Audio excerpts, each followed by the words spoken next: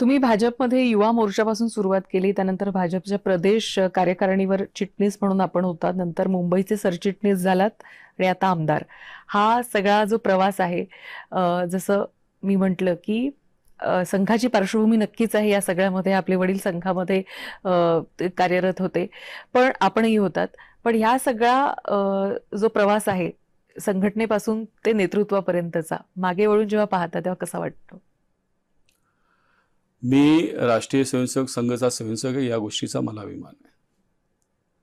मी कॉलेजमध्ये इलेक्शन लढलो त्यावेळी एका मुलीने मला सांगितलं होतं, कारण तेव्हा सगळीकडे काँग्रेसच होतं आणि मला आज पण लक्षात आहे की मला असं सांगितलं होतं, जर पॉलिटिक्समध्ये करिअर आहे तर you are in wrong party. पण आम्ही सगळे ध्येयनिष्ठ होतो. आम्हाला वेळ म्हणायला हरकत नाही, कारण क्रांती अशीच लोक घडवू शकतात.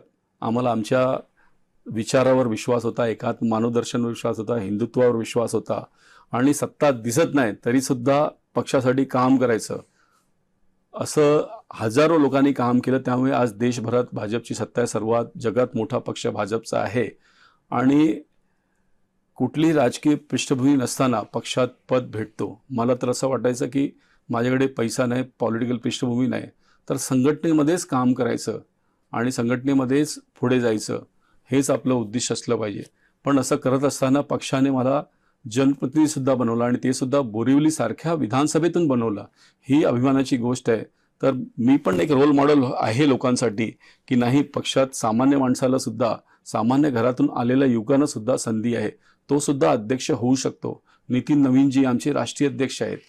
एका परिवारात जन्म झाला म्हणूनच तो राष्ट्रीय अध्यक्ष होणार असं नाही, तर पक्षात काम करणाऱ्या कुठल्याही व्यक्तीला संधी भेटू शकते आणि यामुळे आत्तापर्यंत झालं त्याच्यावर तर समाधानी आहेच, पण चांगलं करत राहायचं. समाधानी झाल्यावरती माणूस थकतो, काम करायचं थांबवतो, म्हणून समाधानी कधीच राहायचं नाही. अजून बेस्ट काय आहे ते द्यायची इच्छा आहे आणि त्यासाठी करत राहायचं. या वयात पंतप्रधान नरेंद्र मोदी जेवढं काम करतात तेवढं मला वाटतं आम्ही करत नाही आणि तेवढी ऊर्जा, तेवढी शक्ती, तेवढं विजन आम्हाला सुद्धा प्राप्त झालं पाहिजे.